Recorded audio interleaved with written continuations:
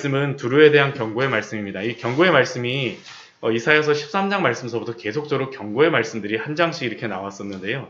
오늘은 이제 마지막 나라로서 나오는 게 바로 두로입니다. 두로 하게 되면 요즘에 한참 그 폭발 사고로 인하여서 레바논이 어려운 시기를 겪고 있는데 현대 레바논에 속해 있는 그 지역이 바로 이 두로죠. 두로는 고대 도시로서 굉장히 부유한 도시였습니다. 그리고 이스라엘과도 굉장히 밀접하게 있는 그러한 도시였었죠. 그런데 하나님께서는 가장 마지막 그 경고의 나라로서 오늘 두로에 대한 경고를 말씀하십니다. 오늘 그 1절 말씀을 보게 되면 두로에 관한 경고라라고 말씀하시고 이 두로에 대하여서 있을 일이 무엇인지를 말씀하여 주십니다. 두로가 황무하여 집이 없고 들어갈 곳도 없으며 두로의 그러한 성들이 황폐하게 될 것이고 그 집들이 황폐하게 될 것이고 또한 들어갈 곳, 그 모든 항구들도 다 황무하게 될 것이다라고 말씀하시는 것입니다. 이 두로라고 하는 나라는 그 두로라고 하는 이 고대의 이 도시는 보게 되면 반은 지상에 이 도시가 건설이 되어 있었고요. 반은 또 섬으로 된 곳에 그 도시가 건설된 것으로서 이 두로 같은 경우는 그 굉장히 해상무역이 발달하면서도 다른 나라의 그러한 침입을 받을 때에 그렇게 침입을 받았었지만 크게 영향을 받지는 않는 나라였습니다. 왜냐하면 반은 이 도시의 기능이 또 이 섬 안에 있었기 때문에 그 겉에 그 다른 외부의 그러한 그 육지에 있는 그러한 도시의 일부가 파괴된다 할지라도 그냥 섬으로 다 그 피난을 가면 그 사람들이 크게 영향을 받지 않았기 때문이죠. 근데 하나님께서는 두로가 황무하게 하시고 또 집도 없고 들어갈 곳도 없게 하겠다라고 말씀하셨습니다. 그런데 두로가 이렇게 황무하게 되어지자 문제는 무엇이냐 하면 그 주변에 있는 나라, 두로와 함께 같이 이 해상무역을 함께 하였던 그러한 도시와 나라가 슬퍼하고 그것에 대하여서 애통한다라고 말하고 있습니다. 1절 말씀에서는요, 다시스의 배들이 슬피 울부짖는다라고 이야기하고 또 그 뒤에 1절 후반절에 말씀해 보게 되면 기띔 땅에서도 그러한 소식에 대하여서 슬퍼할 것입니다. 이 기띔이라고 하는 것은 그 성경에서 구브로라고 하거나 키프로스라고 우리가 그 현대에는 이야기를 하고 있죠. 이 기띔 땅에서까지 이 두루에 대하여서 슬퍼합니다. 또 우리 3절 말씀을 보게 되면 시올의 곡식, 이 시올은 나일강 하류에 있었던 그 삼각주에 있었던 그러한 도시인데 이 시올의 곡식도 슬퍼하게 됩니다. 이 나일강도 굉장히 슬퍼하게 되죠. 애굽도 고통받는다라고 5절 말씀에 나와 있습니다. 왜냐하면 아무리 애굽에서 이 시올에서 많은 곡식들, 나일강 하류에서 많은 곡식들이 나온다 할지라도 그것을 운반해줄 두로가 황폐하게 되어지면 애굽조차도 어렵기 때문이죠. 이 두로라고 하는 나라는 그래서 굉장히 부유한 나라, 풍요로운 나라, 굉장히 세상의 그러한 부에 대하여서 그 대표하는 나라가 바로 이 두로입니다. 그런데 이 두로가 모든 사람들은 이렇게 부유하니 이렇게 잘 사니 아무런 문제가 없을 것이다 라고 생각을 하는데 7절 말씀을 보면 무엇이라고 질문합니까? 이것이 옛날에 건설된 너희 희락의 성, 곧 그 백성이 자기 발로 먼 지방까지 가서 머물던 성읍이냐? 그렇게 즐거웠던 성, 풍요로웠던 성, 그러한 성읍이 이제 이렇게 황무하게 되었느냐라고 질문하는 것이죠. 어떻게 이렇게 될 수가 있느냐라는 게 이러한 두루의 황무함을 보면서 외쳤던 그러한 주변의 사람들의 소리였습니다. 어떻게 두루가 이럴 수 있지? 어떻게 이럴 수 있지? 어떻게 이럴 수 있지? 그런데 어떻게 두루가 이러한 일을 당합니까? 우리 8절 말씀을 보게 되면 이 두루는 면류관을 씌우던 자라고 말씀하고 있습니다.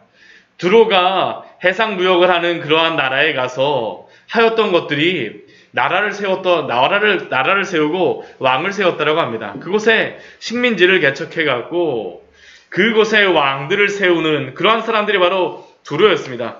면류관을 씌우던 자들이죠. 고관들입니다. 세상에 존귀한 자들입니다.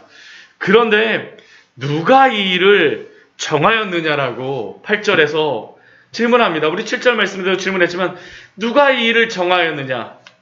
그런데 그 정하신 것이 누구입니까? 9절 말씀에서 분명히 말씀하시죠. 우리 같이 9절 말씀만 같이 한번 읽어볼까요? 만군의 여호와께서 그것을 정하신 것이다. 모든 누리던 영화를 욕되게 하시며 세상의 모든 교만하던 자가 멸시를 받게 하려 하심이라. 만군의 여호와께서 그렇게 하셨다라는 것이죠. 아니 두로가 어떻게 이렇게 할 수 있지? 그런데 그것을 누가 하셨냐면 만군의 여호와께서 그렇게 부강하고 풍요롭고 존귀하였던 그 두로를 황무하게 하셨습니다. 왜 그럴까요? 우리 9절 뒤에 말씀에 방금 전에 우리가 읽었었던 것과 같이 두로가 교만하였기 때문입니다. 교만하였기 때문이죠. 영화를 욕되게 하나님께서는 그 교만한 그 두로를 향하여서 그래서 그들의 영화를 욕되게 하시며 세상의 모든 교만하던 자들에게 자가 멸시를 받게 하신다라고 하나님께서 말씀하셨습니다. 이스라엘의 역사를 보게 되면 굉장히 두로하고 이스라엘은 밀접한 나라입니다.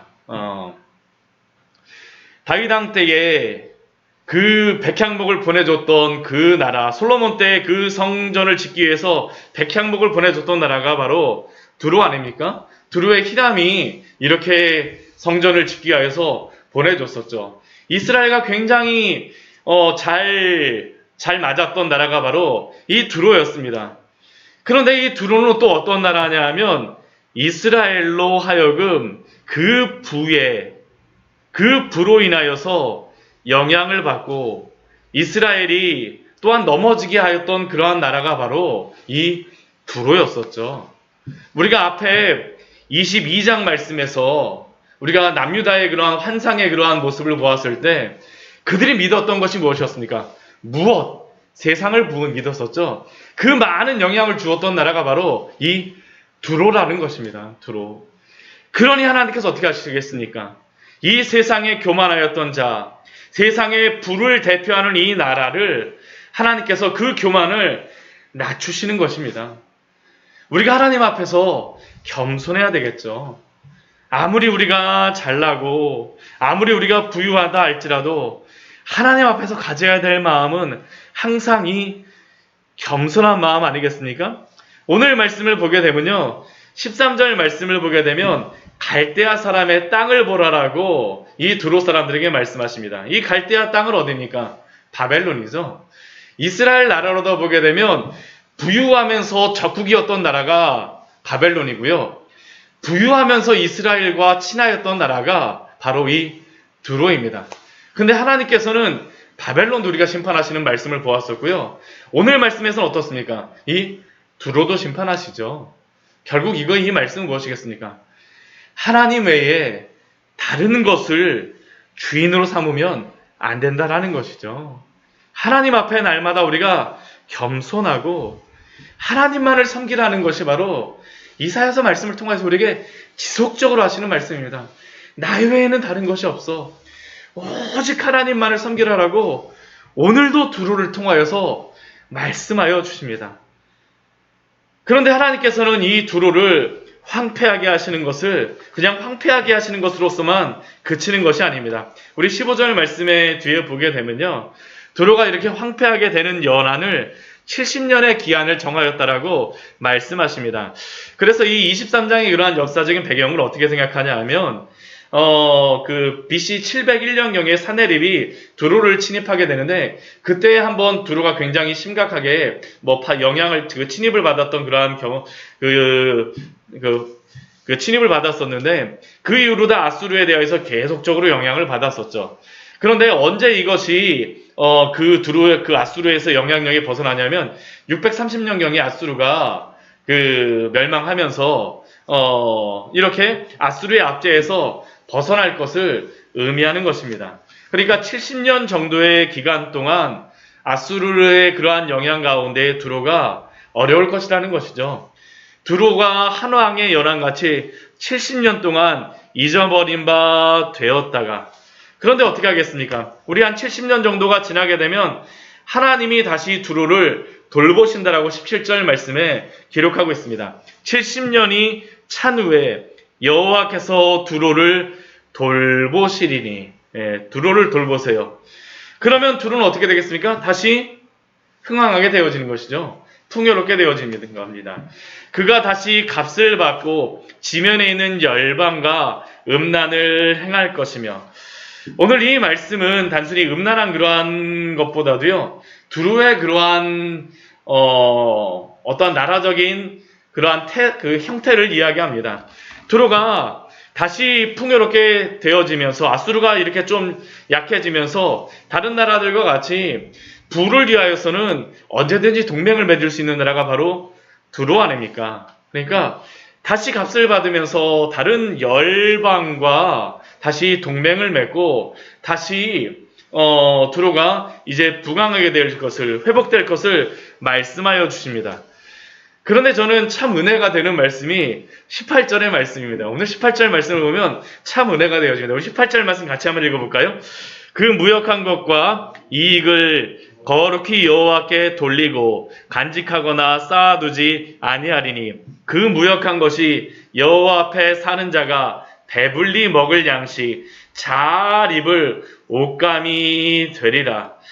하나님께서 이렇게 다시 두루를 회복시키시고 나서 어떻게 하시겠다고 말씀하시냐 하면요, 그 무역한 것과 이익을 거룩히 여호와 앞에 돌리게 하겠다라고 말씀하십니다. 그 모든 부까지도 하나님 앞에 드리는 그러한 부로서 삼게 하시겠다라는 것이죠.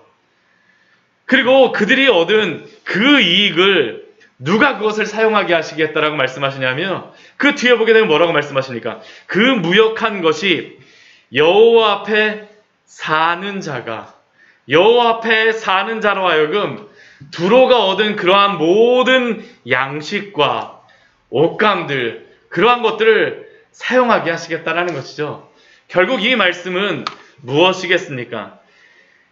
하나님을 의지하고 사는 사람들, 여호와 앞에 사는 자들을 하나님께서 두로와 같은 자들과 맺어주심으로 말미암아 그가 얻은 그러한 재물들까지도 하나님의 그러한 사람들을 위하여서 사용하시고 그들을 먹이시겠다라는 것입니다.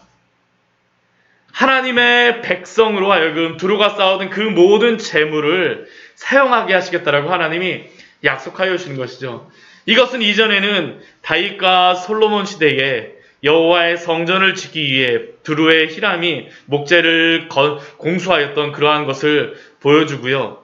오늘날 이 시대에도 하나님께서 하나님의 일을 하시기 위하여서 많은 이러한 사람들을 붙여주시겠다는 겁니다.